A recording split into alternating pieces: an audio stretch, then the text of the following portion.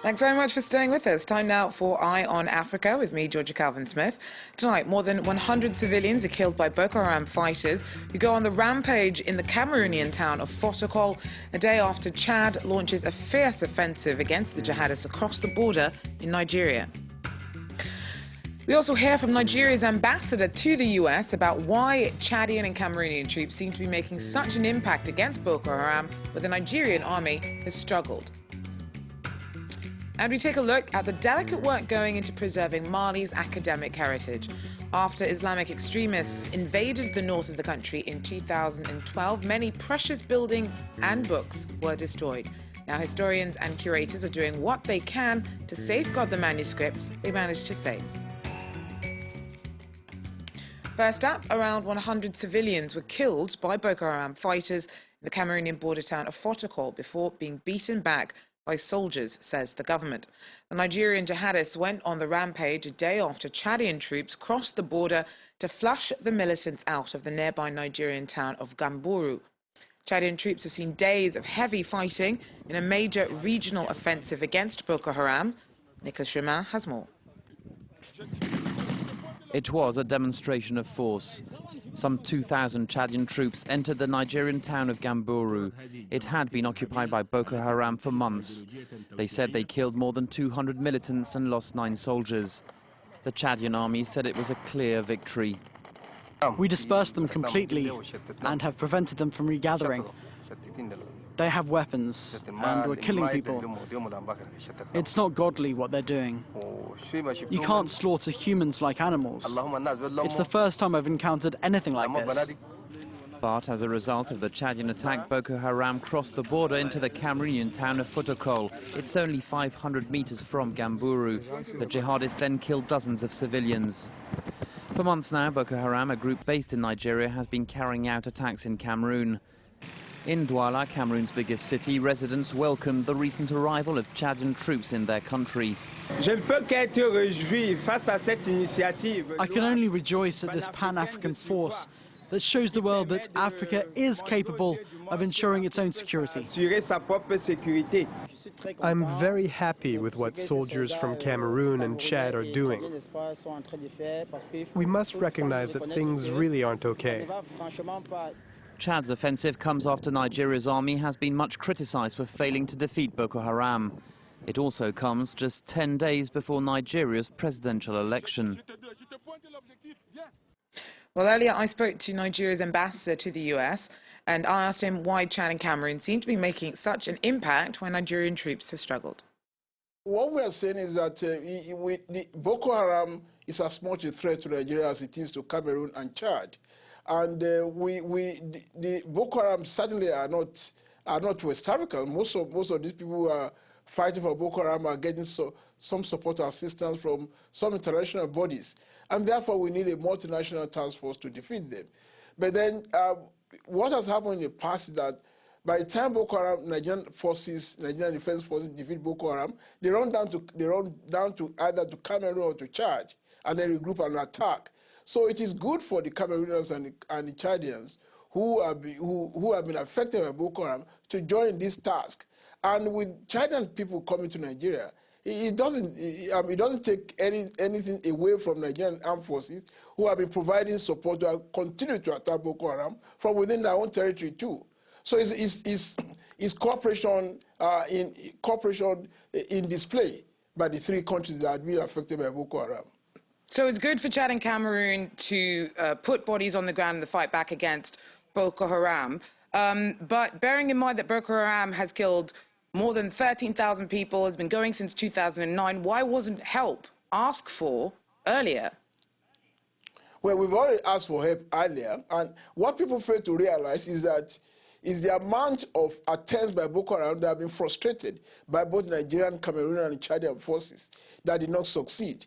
If not, but for that, the scope of Boko Haram destruction will have been much more than what people are seeing now.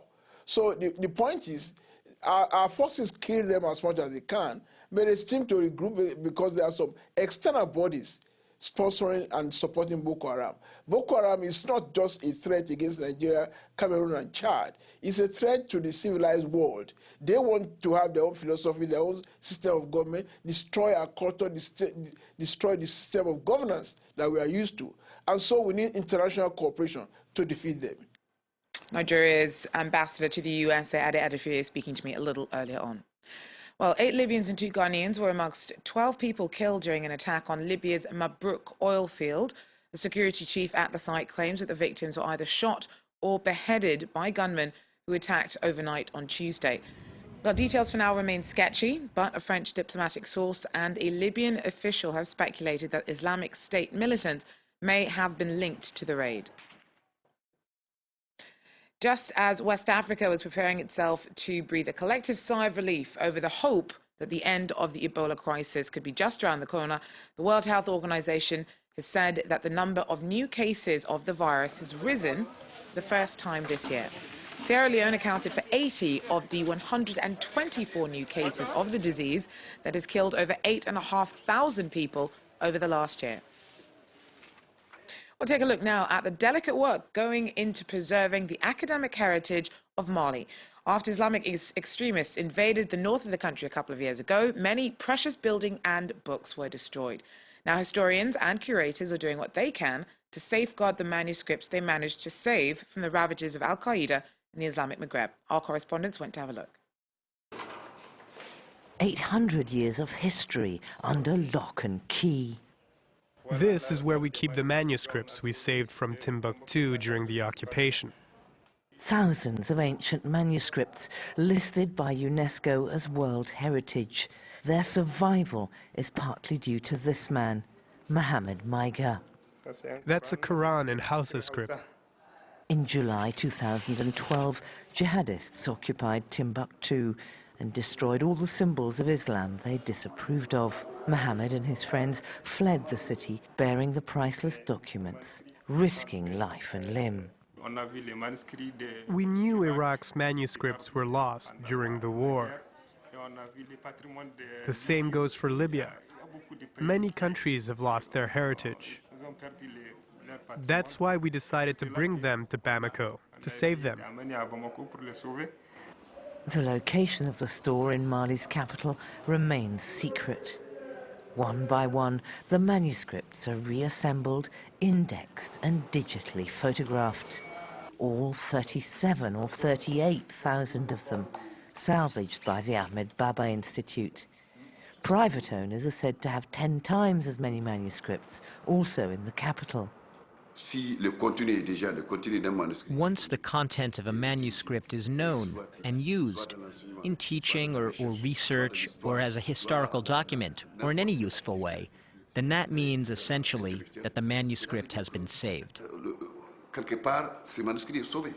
Experts will reflect on how to save and share the Timbuktu manuscripts with the world. Well, fine. Half of the lineup of the African Cup of Nations final showdown has been decided today with Ivory Coast 3-1 win over DR Congo. Turn now to our gorgeous Ket Gorgeoustani, who is in Equatorial Guinea, keeping an eye on games there for us. So, Kethavan, it looks like the Elephants have emerged victorious.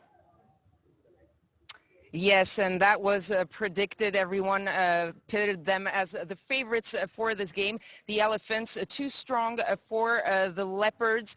Despite the DRC pressing and pressing, but the Elephants with their stars managed to come out on top. It was Yaya Toure, the captain, the Manchester City player, who has been criticized throughout this competition, who scored first, giving his team the lead, but that lead was short-lived with that penalty for DR Congo scored by Dieu Merci Mbokani. The two teams were tied, but then the Ivorian experience started speaking, and they managed to score two more goals.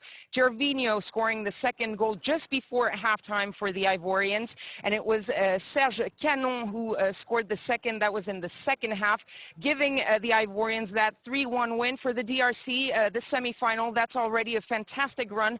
No one expected them to come all the way to the semi-finals. And for the Elephants, well, they're back in the final. finals, just like in 2012. And this time, they're really hoping to clinch that title of African champions. They'll be playing against either Ghana or the hosts, Equatorial Guinea. The final will be on Sunday here at Estadio de Bata to see who gets that deserved title. Thanks very much. Catherine Gorgestani there for us in Bata. Well, that wraps up Eye on Africa, though. Do stay with us. Short break and more coming up.